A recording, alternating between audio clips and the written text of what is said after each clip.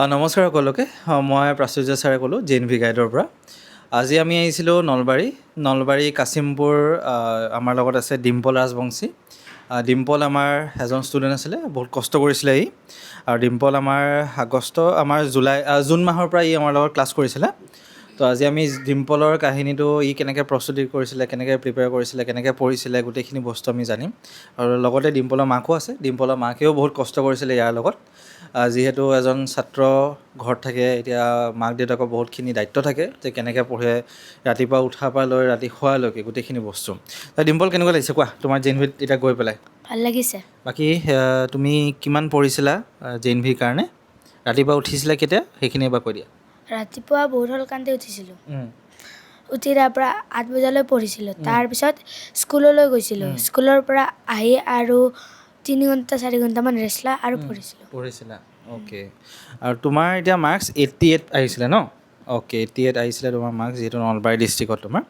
আৰু তুমি এতিয়া প্ৰথমতে নেওতা মুখস্থ কেনেকৈ কৰিছিলা তুমি? মানে চব মুখস্থ হৈছিলে নাই হোৱা? হৈছিলে। আৰু পৰীক্ষাত তুমি নেওতাখিনি পৰা লৈ পৰীক্ষাত কেনেকৈ বহিছিলা তুমি এতিয়া? মানে পৰীক্ষা হলত গৈ পেলাই কেনেকুৱা কি কৰিছিলা তুমি? পৰীক্ষা হলত যাই ফাৰ্ষ্ট আপুনি যি দিছিল উশাহ লোৱাটো, সেই ব্যায়ামটো কেনেকৈ উশাহ লৈছিলে এবাৰ কৈ দিয়া। দীঘলকৈ উশাহ লৈছিলা? চকুটো মুজি লৈছিলা নেকি? মুজি লৈছিলা। অ'কে। তাৰপিছত উশাহটো উলিয়াই দিলা ন? তাৰপিছত টেনশ্যনটো নাইকিয়া হৈ গ'ল তোমাৰ? বঢ়িয়া। আৰু টেনশ্যনটো নাইকিয়া হোৱাৰ পিছত কি কৰিলা?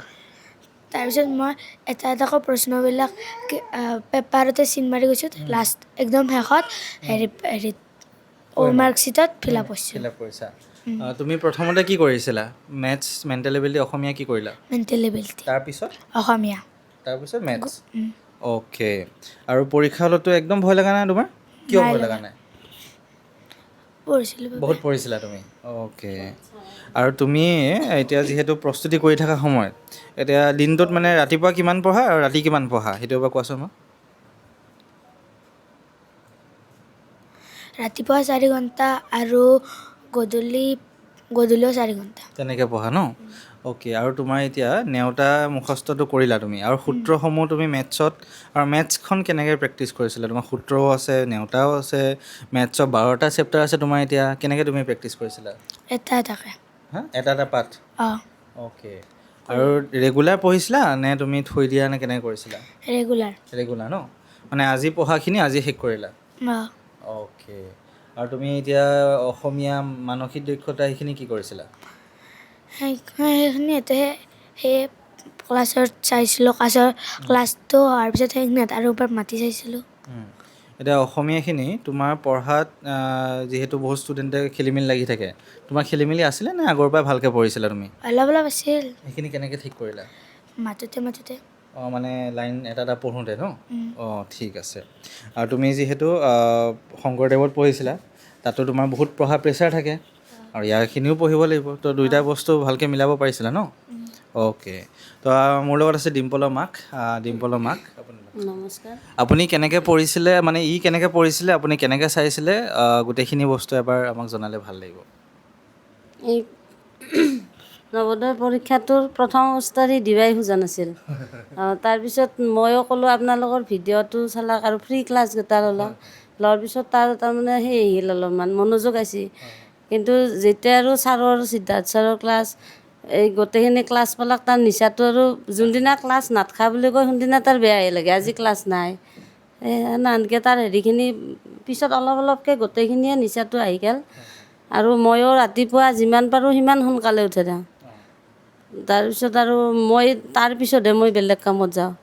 আৰু ৰাতিও মই ক্লাছৰ টাইমত বহি থাকোঁ। তাৰে পিছত অলপ থাকি আৰু মই নিজৰ কামত যাওঁ, সিয়াকো অলপমান চোৱা চিতা কৰি থাকোঁ মাজে মাজে আহি। আৰু ইটো আপোনাৰ কথা ভালকৈ শুনিছিলে চাগে? শুনে, কথাখিনি শুনে, পঢ়িছিলে সিও। মোক ঘৰৰ মানুহখিনি কৈ এতিয়াও তাক ইমান সময় কিয় থাকিব দিয় পঢ়াৰ টাইমত? নহয়, বহুতখিনি আছে, এইফালে ক্লাছৰো থাকে, স্কুলৰো থাকে, হোমৱৰ্ক থাকে, থাকে। অলপ কষ্ট হৈছিল সেইকেইদিন। মানে এতিয়া আপুনি অভিভাৱক হিচাপে আপুনি মানে এতিয়া বাকী যিসকলে প্ৰস্তুতি কৰি আছে, তেওঁলোকক মানে আপুনি কি ক'ব বিচাৰে? যিহেতু স্কুলখিনিও মিলাব লাগে বা এয়াও মিলাব লাগে, দুইখিনি বহুত মানে ষ্টুডেণ্টৰ ওপৰত বহুত জোৰ পৰি যায় আপোনাৰ এতিয়া। আপুনি ইয়াক কেনেকৈ ভাগ কৰি দিছিলে দুটা বস্তু মানে? তেখেতসকলক মই এইটো ক্লাছ অনলাইন ক্লাছটো লৈ আৰু বেছি সুবিধা হৈছে। তাৰমানে আবেলি সি স্কুলৰ পৰা আহি টোপনিও মাৰিব পাৰিছে, তাৰে পিছত ক্লাছত জইন হোৱাৰ দিয়াৰ পিছত সি ইয়াতে ৰেষ্ট চেষ্ট লৈ বঢ়িয়াকৈ ক্লাছটো কৰিব পাৰে। কিন্তু বেলেগ এক ঠাইত যাব লাগিলে অলপ সেই টাইমো খৰচ হয়, এতিয়া টাইমটো তাৰমানে বহুতখিনিয়ে ৰাহি হয়। সৰু ল'ৰা ছোৱালী যিহেতুকে বেছি ব্ৰেইনত সেইও ল'ব নোৱাৰে, প্ৰেছাৰো ল'ব নোৱাৰে। সেইকাৰণে মই এইটো হেৰিত JNV গাইডটোত মই অভিভাৱকখিনিকো পাৰাখিনিক তাৰমানে সহযোগ কৰিব দিওঁ আৰু ক্লাছটো ল'ব দিওঁ।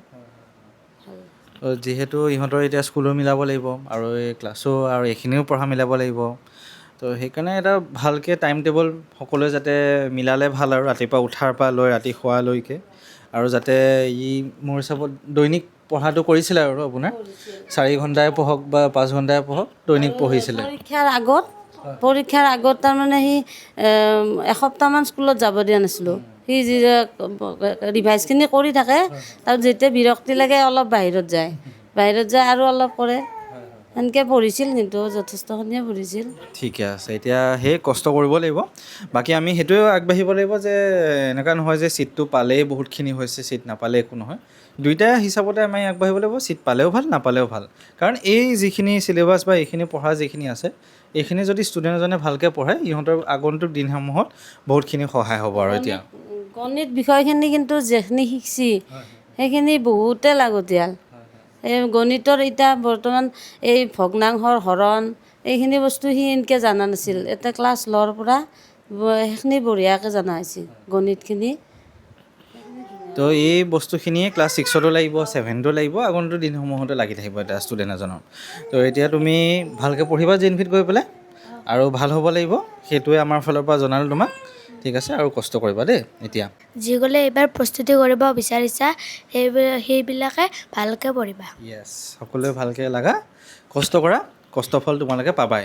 ঠিক আছে, তো ধন্যবাদ বাইদেউ, আৰু ডিম্পলকো বহুত বহুত ধন্যবাদ। ভাল লাগিলে আজি তোমাক লগ পাই পেলাই, আৰু আগন্তুক দিনসমূহত আৰু ভাল কৰিব লাগিব। ঠিক আছে, অ'কে, সকলোকে ধন্যবাদ ভিডিঅ'টো চোৱাৰ বাবে। ভাল লাগিলে আজি ডিম্পলটো ইয়াত আহি পেলাই। Thank U.